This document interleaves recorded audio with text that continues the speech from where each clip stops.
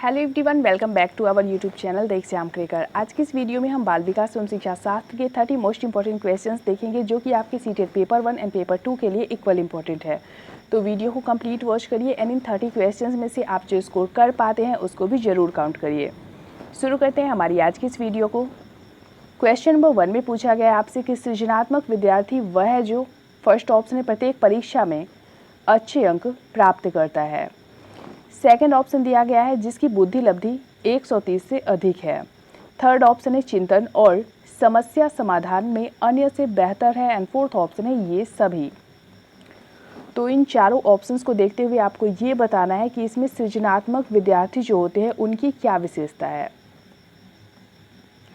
1 का correct answer होगा आपका ऑप्शन 3, चिंतन और समस्या समाधान में अन्य से बेहतर है। क्वेश्चन नंबर 2 है हमारा, व्यक्तिगत शिक्षार्थी एक दूसरे से भिन्न होता है। इसका मुख्य कारण है फर्स्ट ऑप्शन है विकास की दर, सेकंड है विकास की सामान्य क्षमता, थर्ड है वातावरण की समानता एंड फोर्थ ऑप्शन है इनमें से कोई नहीं। तो शिक्षार्थी होते या फिर व्यक्तियों में जो व्यक्तिगत विभिन्नताएं होती है उसका जो रीजन है वो क्या है। 2 का करेक्ट आंसर होगा आपका ऑप्शन 1, विकास की दर। क्वेश्चन नंबर 3 में पूछा गया आपसे कि बाल विकास की किस अवस्था में समाजीकरण की प्रक्रिया सर्वाधिक गहन तथा जटिल होती है। फर्स्ट ऑप्शन है उत्तर बाल्य अवस्था में, सेकेंड है किशोर अवस्था में, थर्ड है शैशव अवस्था में एंड फोर्थ ऑप्शन है प्रौढ़ अवस्था में।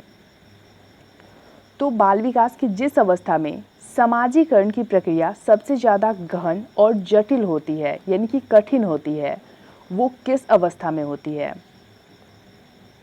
3 का करेक्ट आंसर होगा आपका ऑप्शन 2, किशोर अवस्था, जिसे तनाव और तूफान की अवस्था भी कहा जाता है। तो इसको भी ध्यान में रखिएगा, क्वेश्चन आपसे पूछा जा सकता है कि तनाव और तूफान की अवस्था किसको कहते हैं। अगला क्वेश्चन है आपका क्वेश्चन नंबर 4, वस्तुनिष्ठ प्रेक्षण विधि तथा प्रयोगात्मक विधि में मूल अंतर यह है कि फर्स्ट ऑप्शन है वस्तुनिष्ठ प्रेक्षण विधि अधिक वस्तुनिष्ठ होती है जबकि प्रयोगात्मक विधि में वस्तुनिष्ठता की कमी होती है। सेकंड ऑप्शन दिया गया है आपको कि वस्तुनिष्ठ प्रेक्षण विधि में साधारण प्रेक्षण होता है जबकि प्रयोगात्मक विधि में नियंत्रित प्रेक्षण होता है। थर्ड ऑप्शन है आपका कि वस्तुनिष्ठ प्रेक्षण विधि कई प्रकार की होती है जबकि प्रयोगात्मक विधि में कोई प्रकार नहीं होता है। एंड फोर्थ ऑप्शन है आपका कि वस्तुनिष्ठ प्रेक्षण विधि में चर का उपयोग नहीं होता है जबकि प्रयोगात्मक विधि में चर का उपयोग होता है। करेक्ट आंसर होगा 4 का हमारा ऑप्शन 2, वस्तुनिष्ठ प्रेक्षण विधि तथा प्रयोगात्मक विधि में मूल अंतर यह है कि वस्तुनिष्ठ प्रेक्षण विधि में साधारण प्रेक्षण होता है जबकि प्रयोगात्मक विधि में नियंत्रित प्रेक्षण होता है। अगला क्वेश्चन देखेंगे हम क्वेश्चन नंबर 5, एक बालक सिद्धांत एवं विशुद्ध संभाव्यता को अमूर्त रूप में व्यवहृत कर सकने में सक्षम है। उसमें तार्किक एवं अमूर्त विचार की संरचनाएं हैं एवं वह एक वैज्ञानिक जैसा चिंतन कर सकता है। वह किस अवस्था से गुजर रहा है। नीचे आपको पियाजे के दिए गए 4 स्टेजेस दिए गए हैं, उसको देखते हुए आपको बताना है। ध्यान रखिएगा यहाँ पे अमूर्त चिंतन करने की बात की जा रही है। फर्स्ट है मूर्त संक्रियाओं की अवस्था से, सेकेंड है पूर्व संक्रियाओं की अवस्था से, थर्ड है आकारी संक्रियाओं की अवस्था से जिसे अमूर्त संक्रियात्मक या फिर औपचारिक संक्रियात्मक अवस्था कहते हैं एंड फोर्थ ऑप्शन है आपका संवेदी पेशीय अवस्था से। 5 का करेक्ट आंसर होगा आपका ऑप्शन 3। चूंकि यहाँ पे बार बार बात की जा रही है अमूर्त रूप में व्यवहृत करता है और अमूर्त विचार की संरचनाएं हैं, ठीक है, तो इसका जो करेक्ट आंसर होगा आपका वो हो जाएगा अमूर्त संक्रियात्मक अवस्था या फिर औपचारिक संक्रियात्मक अवस्था या फिर आकारी संक्रियाओं की अवस्था से। अगला क्वेश्चन देख लेते हैं हम क्वेश्चन नंबर 6, बालकों में सर्वप्रथम किस चिंतन का विकास से प्रारंभ होता है। फर्स्ट ऑप्शन है कल्पनात्मक चिंतन, सेकंड है प्रतीत्यात्मक चिंतन, थर्ड है अनुमान एंड फोर्थ ऑप्शन है प्रत्यक्षात्मक चिंतन। 6 का करेक्ट आंसर होगा हमारा ऑप्शन 4, प्रत्यक्षात्मक चिंतन। यानी कि बालकों में जो सर्वप्रथम चिंतन का प्रारंभ होता है वो प्रत्यक्ष जब वो किसी चीज को देखते हैं तब शुरू होता है। अगला क्वेश्चन है आपका क्वेश्चन नंबर 7, मूल्यांकन को व्यापक तभी माना जा सकता है जब फर्स्ट ऑप्शन है सभी अध्यापक मूल्यांकन करें, सेकंड ऑप्शन है सभी उद्देश्य मूल्यांकित किए जाए, थर्ड ऑप्शन दिया गया है आपको कि बच्चों के व्यक्तित्व के सभी पक्षों का मूल्यांकन हो, एंड फोर्थ ऑप्शन है संपूर्ण विषय वस्तु का मूल्यांकन हो। तो मूल्यांकन को व्यापक कब माना जाएगा, इन चारों ऑप्शंस को देखते हुए बताइए। 7 का करेक्ट आंसर होगा हमारा ऑप्शन 3, बच्चों के व्यक्तित्व के सभी पक्षों का मूल्यांकन हो।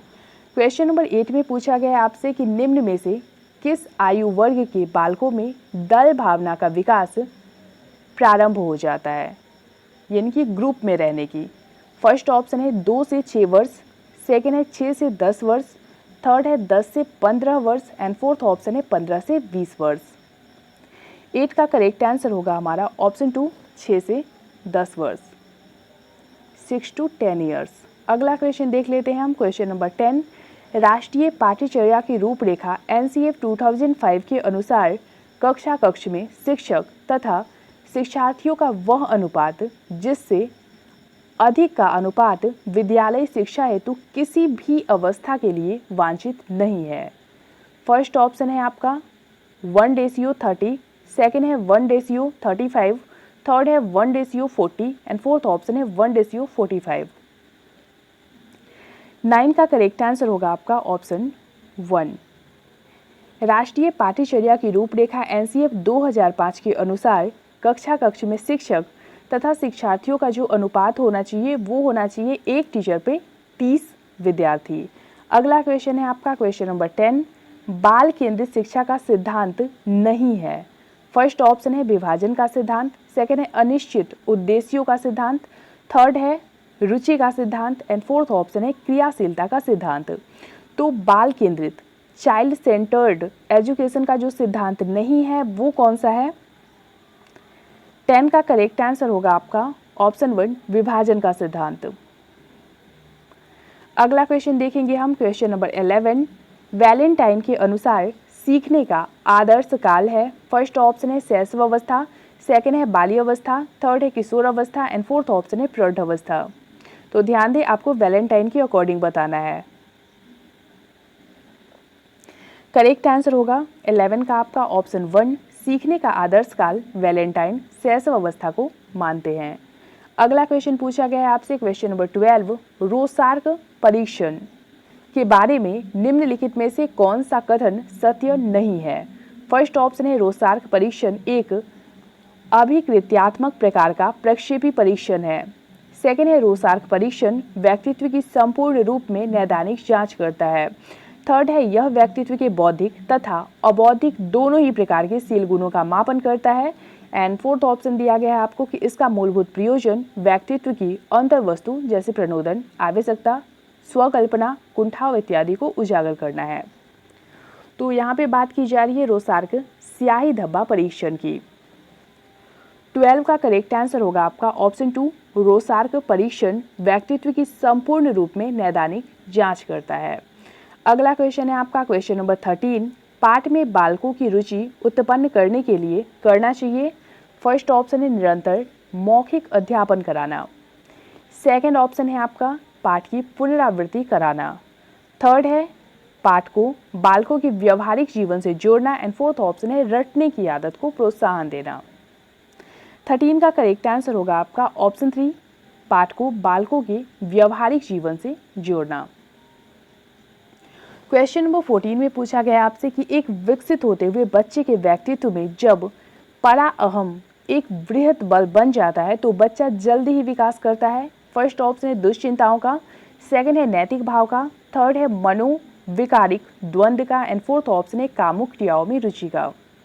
14 का करेक्ट आंसर होगा हमारा ऑप्शन 2, नैतिक भाव का।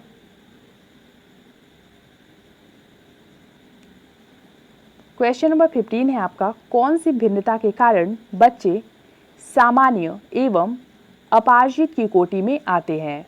फर्स्ट ऑप्शन है बुद्धि स्तर की भिन्नता के कारण, सेकेंड है आयु की भिन्नता के कारण, थर्ड है व्यक्तित्व की भिन्नता के कारण, एंड फोर्थ ऑप्शन है शारीरिक स्वास्थ्य के कारण। तो कौन सी भिन्नता के कारण बच्चे जो हैं वो सामान्य एवं अपार्जित की कोटि में आते हैं? 15 का करेक्ट आंसर होगा हमारा ऑप्शन 2, आयु की भिन्नता के कारण। क्वेश्चन नंबर 16 में पूछा गया है आपसे कि विशिष्ट बालक वह है जो सामान्य अथवा औसत बालक से मानसिक, शारीरिक तथा सामाजिक विशेषताओं में इतना भिन्न है कि वह विद्यालयों व व्यवस्थाओं में संशोधन या विशेष सेवाएं तथा पूरक शिक्षण चाहता है ताकि वह अपनी अधिगम क्षमता का विकास कर सके। यह कथन है, फर्स्ट ऑप्शन है क्रिक का, सेकंड है थॉमसन का, थर्ड क्रो एंड क्रो का एंड फोर्थ ऑप्शन है हरलॉक का। तो ऊपर जो कथन दिया गया है वो किन्होंने कहा हुआ है ये बताइए। 16 का करेक्ट आंसर होगा हमारा ऑप्शन 1 क्रिक। क्रिक ने कहा है कि विशिष्ट बालक वह है जो सामान्य अथवा औसत बालक से मानसिक, शारीरिक तथा सामाजिक विशेषताओं में इतना भिन्न है कि वह विद्यालयों व व्यवस्थाओं में संशोधन या विशेष सेवाएं तथा पूरक शिक्षण चाहता है ताकि वह अपना अधिकतम क्षमता का विकास कर सके। अगला क्वेश्चन है आपका क्वेश्चन नंबर 17। निम्न में से किस मनोवैज्ञानिक ने व्यक्तित्व की व्याख्या करने के लिए अनुदैर्ध्य दृष्टिकोण को अपनाया? फर्स्ट ऑप्शन है मरे, सेकंड पियाजे, third Kohlberg and fourth option है फ्रायड। 17 का करेक्ट आंसर होगा हमारा ऑप्शन 1 मरे। अगला क्वेश्चन है आपका क्वेश्चन नंबर 18। स्पीयरमैन के द्विकारक बुद्धि सिद्धांत के अनुसार वह कारक जिस पर शिक्षण, प्रशिक्षण तथा पूर्व अनुभूतियों का कोई प्रभाव नहीं पड़ता वह है, फर्स्ट ऑप्शन है जी कारक, सेकंड एस कारक, थर्ड एम कारक एंड फोर्थ ऑप्शन है आपका एन कारक। 18 का करेक्ट आंसर होगा हमारा ऑप्शन 1 जी कारक। क्वेश्चन नंबर 19 है आपका, बालक के वर्तमान विचार, इच्छा, अनुभव तथा प्रत्याक्षण मिलकर निर्माण करते हैं। फर्स्ट ऑप्शन है अभिप्रेरणा का, सेकंड चेतन का, थर्ड संपूर्ण चरित्र का एंड फोर्थ ऑप्शन है असमायोजन का। 19 का करेक्ट आंसर होगा हमारा ऑप्शन 2 बालक के वर्तमान विचार, इच्छा, अनुभव तथा प्रत्याक्षण मिलकर चेतना का निर्माण करते हैं। क्वेश्चन नंबर 20 है आपका, बच्चे के विकास के सिद्धांतों को समझना शिक्षक की सहायता करता है।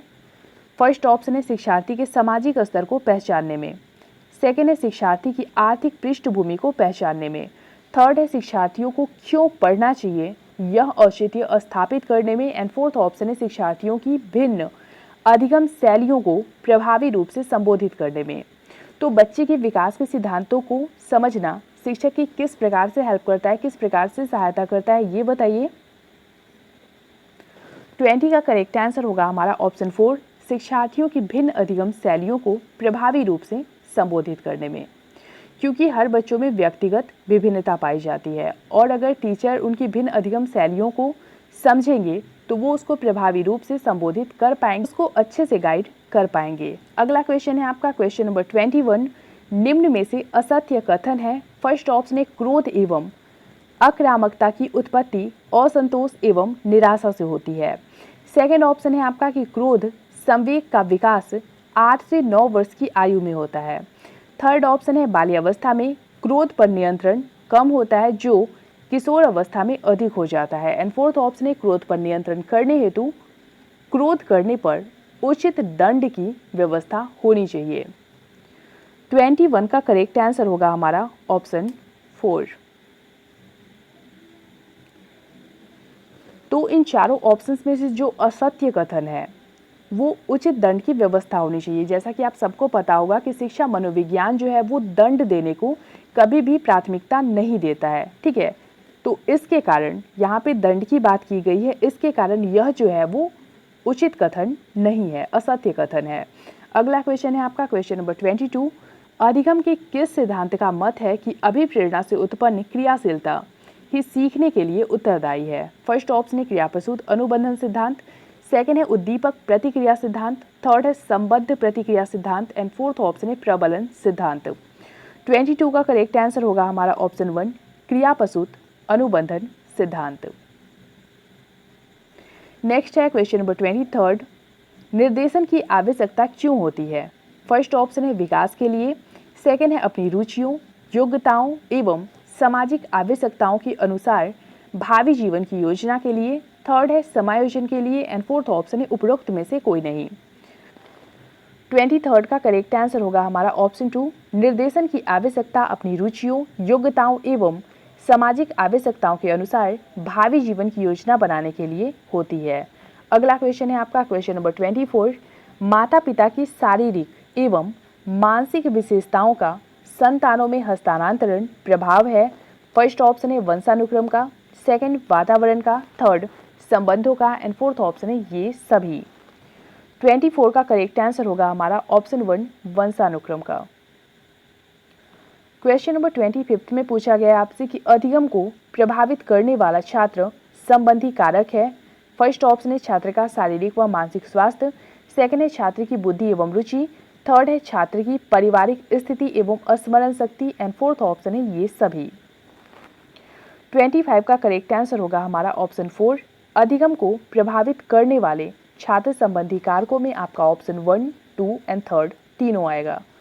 अगला क्वेश्चन है आपका क्वेश्चन नंबर 26, बच्चों के उचित विकास को सुनिश्चित करने के लिए उसका स्वास्थ्य शारीरिक विकास एक महत्वपूर्ण पूर्व आवश्यकता है क्योंकि यह फर्स्ट ऑप्शन है विकास के अन्य पक्षों के साथ अंतः संबंधित है, सेकंड है विकास क्रम में शारीरिक विकास प्राथमिक स्थान रखता है, थर्ड है विकास नितांत व्यक्तिगत मामला है एंड फोर्थ ऑप्शन है इनमें से कोई नहीं।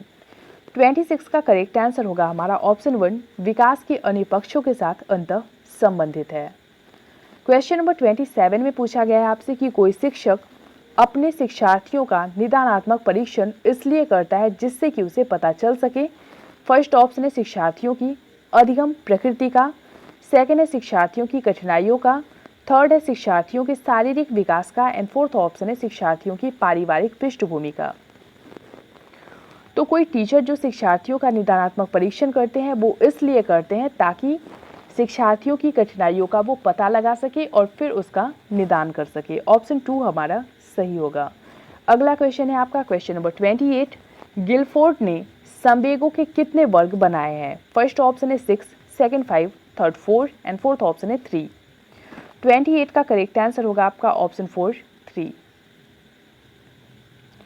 क्वेश्चन नंबर 29 है आपका, बड़ों के निर्देशन से शिक्षार्थियों की कार्य करने की योग्यता तथा विद्यार्थियों द्वारा स्वतंत्र रूप से उस कार्य करने की योग्यता का अंतर कहलाता है। फर्स्ट ऑप्शन है दूरस्थ विकास का क्षेत्र, सेकंड निकटस्थ विकास का क्षेत्र, थर्ड अधिगम त्रुटि का क्षेत्र एंड फोर्थ ऑप्शन है स्व प्रतिमान का क्षेत्र। 29 का करेक्ट आंसर होगा हमारा ऑप्शन 2, बड़ों के निर्देशन से शिक्षार्थियों की कार्य करने की योग्यता तथा विद्यार्थियों द्वारा स्वतंत्र रूप से उस कार्य को करने की योग्यता का अंतर निकटस्थ विकास का क्षेत्र कहलाता है। अगला क्वेश्चन है आपका क्वेश्चन नंबर 30, प्रतिभाशाली बालकों की शिक्षा पर व्यक्तिगत ध्यान देना आवश्यक है क्योंकि फर्स्ट ऑप्शन है उनकी प्रतिभा समाप्त हो सकती है, सेकंड है उनकी विशिष्ट योग्यताओं का अधिकाधिक विकास किया जा सके, थर्ड है ऐसा ना करने पर वे अपराधी हो जाते हैं एंड फोर्थ ऑप्शन है ऐसा ना करने पर वे आध्यात्मिक हो जाते हैं। 30 का करेक्ट आंसर होगा आपका ऑप्शन 2, उसकी विशिष्ट योग्यताओं का अधिकाधिक विकास किया जा सके। तो फ्रेंड्स, इस वीडियो में हमने सीडीपी के 30 मोस्ट इंपॉर्टेंट क्वेश्चंस देखे। आपको ये वीडियो कैसी लगी लाइक कमेंट के थ्रू जरूर बताइएगा और शेयर भी जरूर करिएगा अपने फ्रेंड्स के साथ। मिलते हैं हमारे नए वीडियो में, तब तक के लिए पढ़ते रहिए, बढ़ते रहिए।